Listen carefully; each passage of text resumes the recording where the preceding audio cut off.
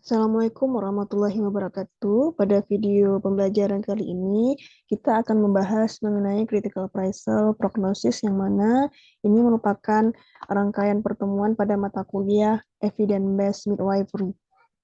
Nah, kita akan membahas terlebih dahulu mengenai prognosis, yang mana prognosis ini adalah istilah medis untuk memprediksi kemungkinan atau perkembangan yang diharapkan dari suatu penyakit, termasuk apakah tanda, gejala akan membaik atau memburuk, atau tetap mungkin stabil dari waktu ke waktu.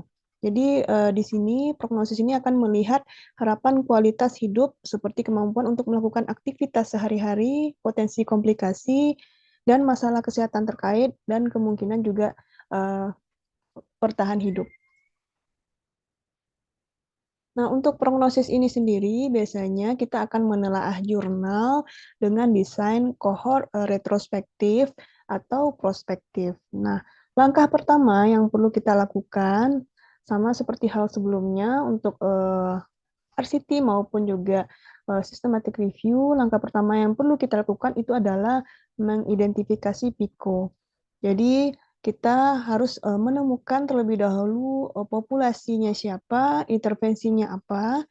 Kalau misalnya ada kelompok kontrol, apa kelompok kontrolnya, kemudian outcome ataupun tujuan dari penelitian itu tersebut. Nah, kemudian kita lanjut untuk langkah yang kedua, yang mana di sini kita menilai validity internal, atau sebaik apakah penelitian ini dikerjakan berdasarkan jurnal yang kita temukan. Nah, ada item-item yang perlu kita telusuri atau kita nilai. Yang pertama itu terkait rekrutmen.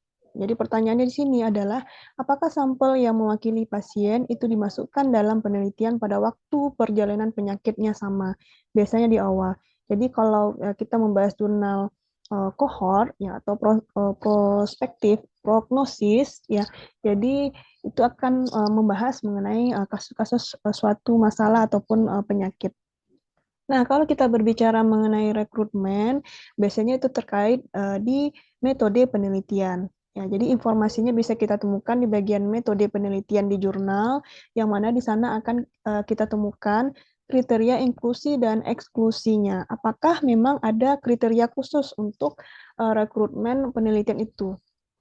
Ya, jadi kalau misalnya eh, ada kriteria inklusi dan eksklusi, berarti kita nanti checklist di bagian this paper bagian yes. Ya, kita checklist bagian yes. Tapi kalau misalnya hanya eh, dijabarkan itu mengenai kriteria inklusi saja, tapi tidak ada eksklusi, berarti kita checklist di bagian unclear. Ya, tapi kalau misalnya tidak ada sama sekali informasi terkait rekrutmen ataupun kriteria sampelnya, berarti kita checklist di bagian no. Nah, kemudian kita lanjut untuk maintenance ya. Jadi pertanyaan di sini, apakah status kelompok ini dipertahankan tetap sebanding dengan manajemen yang sama? Kalau kita berbicara maintenance, berarti itu perlakuan dari kelompok ya. Mungkin ada satu kelompok, ada dua kelompok, itu kelompok kontrolnya. Jadi informasi maintenance ini bisa kita temukan juga di bagian metode penelitian ya. Bagaimana perlakuan dari eh, sampel ataupun respondennya, responden penelitiannya. Baik itu terkait follow up-nya, kemudian instrumen yang digunakan, ya, kegiatan dari penelitian itu sendiri, dan sampai kapan sih untuk dievaluasi dari suatu kejadian kasus penyakit. Nah, kalau misalnya informasi itu lengkap, kita checklist sebagian yes. Tapi kalau misalnya hanya sebagian saja, informasinya hanya sebagian, tidak semua dijabarkan di bagian metode penelitian, kita checklist bagian unclear. Namun kalau tidak ada sama sekali, nah ini kita checklist bagian no. Nah, kita lanjut terkait follow up. Nah, kalau berbicara follow up, berarti itu terkait monitoring evaluasinya. Ya, bagaimana sih untuk follow up dari suatu penyakit, ya, misalnya dari suatu penyakit.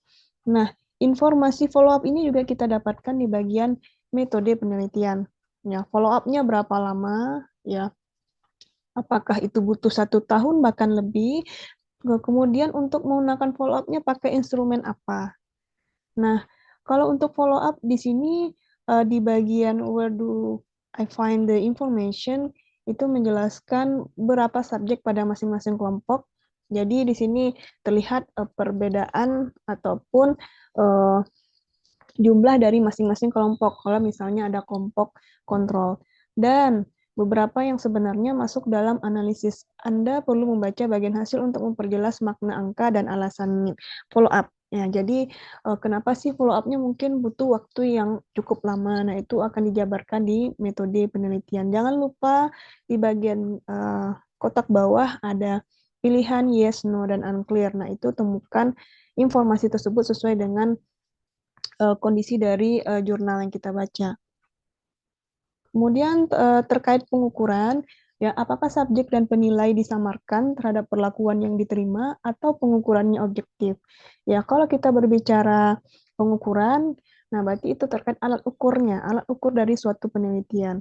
Nah di sini itu untuk menemukan alat ukur tersebut kita bisa mencarinya tetap di bagian metode penelitian. Jadi kata kuncinya sebenarnya di sini di bagian metode penelitian sangat banyak informasi terkait dari uh, prosedur dari penelitian itu sendiri. Ya, jadi bagaimana sih instrumen yang digunakan? Ya, apakah mungkin instrumennya itu baru? Ya, kemudian dilakukan uji coba atau mungkin instrumen yang sudah ada atau alat yang memang disesuaikan dengan kondisi di lapangan. Ya, kalau memang alat berarti kita perlu cek apakah alat itu sudah sesuai dengan standar, ya standar alat yang ada di apa namanya di pelayanan. Apakah sudah apa namanya sudah baku atau layak untuk dijadikan sebuah alat ukur dalam suatu penelitian. Kemudian langkah yang ketiga. Ya, langkah yang terakhir itu menilai makna dari hasil penelitian itu sendiri. Ya, kalau kita menilai makna dari hasil penelitian itu biasanya di bagian tabel ini ya, cross tab ya kalau di SPSS. Tapi kalau di bagian tabelnya itu tabel analisa bivariat ya, analisa bivariat. Jadi, apakah nilai p-value-nya itu kecil dari 0,05, kemudian confidence interval yang digunakan berapa persen, dan nilai OR-nya berapa. Ya. Jadi kalau misal nilai p-value-nya itu kecil dari 0,05 berarti variabel tersebut itu bermakna secara signifikan. Ya, ini untuk menilai makna dari hasil penelitian.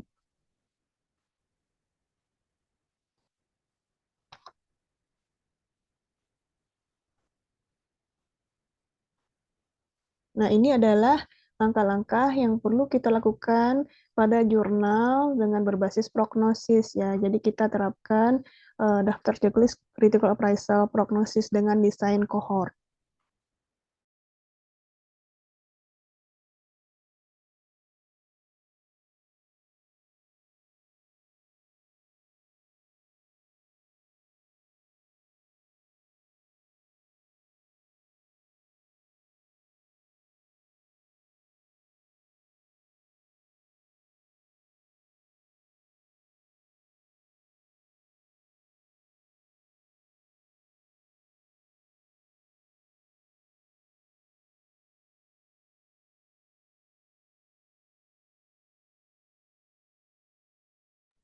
Oke, kita lanjut untuk materi berikutnya terkait topik critical appraisal diagnostik. Ya, yang mana diagnostik ini itu bisa berkaitan dengan alat untuk mendiagnosa suatu penyakit atau suatu kondisi di lapangan. Nah, untuk langkah yang pertama itu sama ya, semua desain penelitian itu pasti langkah awal yang perlu kita lakukan adalah mengidentifikasi Piko terlebih dahulu ya. Populasi atau masalahnya siapa ya, sasaran dari penelitian itu sendiri. Kemudian kalau misalnya ada intervensi, intervensinya apa? Kalau ada kelompok kontrol apa dan tujuan penelitian ataupun outcome-nya apa. Nah, itu harus terisi. Tapi itu sesuai dengan jurnalnya. Karena kalau diagnosis itu bisa berbasis jurnal RCT, bisa juga berbasis cross-sectional. Ya, Nah, tidak semua item Pico ini terisi. Bisa jadi mungkin populasi ataupun outcome-nya saja yang diisi sesuai dengan desain penelitiannya. Kemudian kita lanjut untuk langkah yang kedua, ya. Langkah yang kedua kita akan menilai validity internalnya. Jadi poin pertama yang perlu kita nilai dari sebuah jurnal dengan desain tersebut itu adalah rekrutmennya, ya. Rekrutmennya ini bisa kita temukan informasinya di bagian metode penelitian, ya. Metode penelitian akan menjabarkan kriteria inklusi dan eksklusi.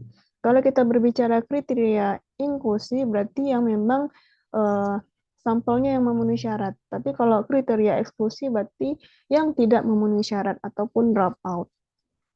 Ya, jangan lupa nanti di bagian bawahnya itu ada pilihan ya, tidak, dan tidak jelas. Nah, kalau iya, itu berarti informasinya lengkap. Kalau tidak, berarti tidak ada sama sekali informasi terkait proses rekrutmen dari penelitian itu sendiri. Dan pilihan tidak jelas berarti hanya sebagian informasi yang tercantum pada jurnal. Kemudian poin selanjutnya itu berkaitan dengan maintenance, ya. Pertanyaannya di sini, apakah tes akhir standar baku itu dikenakan untuk semua subjek? Nah, informasinya ini masih kita dapatkan, ya, temukan di bagian metode penelitian, ya, yang mana kalau maintenance itu berarti terkait dari apa namanya kelompok, apakah subjek ini memiliki penyakit atau tidak, ya, apakah semua subjek ini harus diukur. Nah, tergantung dari penyakit ataupun kasus yang kita dapatkan di lapangan. Nah, tapi kalau secara umumnya itu adalah perlakuan. Kalau memang misalnya kita mau meneliti ibu hamil dengan HIV, berarti ya yang direkrut adalah semua ibu hamil dengan HIV. Jangan sampai ada yang tidak. Tapi tentu terkait dari konten dari desain penelitiannya. Kemudian pengukuran, ya, apakah penilai disamarkan terhadap hasil tes atau apakah tes akhir standar bakunya bersifat objektif. Nah, kalau kita berbicara pengukuran juga informasinya bisa kita dapatkan di bagian metode penelitian, ya, yang mana di metode penelitian itu juga akan dijelaskan alat ukur yang digunakan, baik itu instrumennya atau kuesionernya atau alat ukurnya, ya, atau daftar eh, observasi atau lembar observasi, ya, daftar checklist. Nah, itu akan ada informasinya kita temukan di metode penelitian. Tapi ya ibu-ibu, ya, tapi kalau untuk jurnal di Indonesia itu sendiri sangat apa ya, kebanyakan, ya, umumnya itu jarang sekali mencantumkan alat ukur yang digunakan. Nah, informasi yang sangat lengkap, yang sangat detail sesuai dengan critical appraisal itu adalah jurnal yang memang sudah bereputasi, kemudian juga jurnal internasional. Jangan lupa nanti checklist bagian yes, no, dan unclear. Kemudian langkah yang terakhir itu adalah menilai makna dari hasil penelitian, ya. Yang akan kita nilai itu adalah nilai p-value-nya, hasilnya signifikan, berhubungan atau tidak, ya. Dan CI-nya berapa? Biasanya CI yang digunakan itu derajat kemaknaan yang paling tinggi adalah 95%. Dan kesimpulan dari penelitian. Jadi kita menilai dari kesimpulan penelitian itu sendiri bagaimana, ya.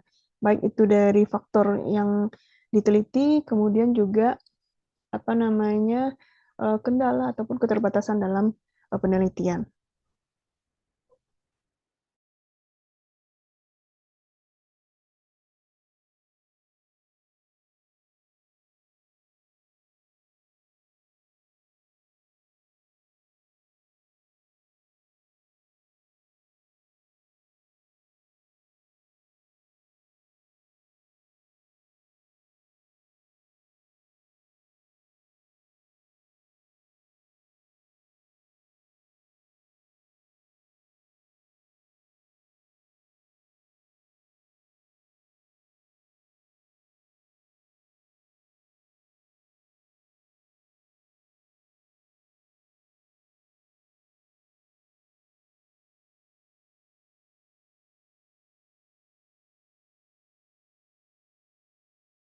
Oke, tambahan mungkin untuk yang critical prognosis itu bisa juga digunakan untuk jurnal dengan desain case control. Demikian video pembelajaran kali ini. Mohon maaf atas kesalahan ataupun keterbatasan dalam video ini. Wassalamualaikum warahmatullahi wabarakatuh.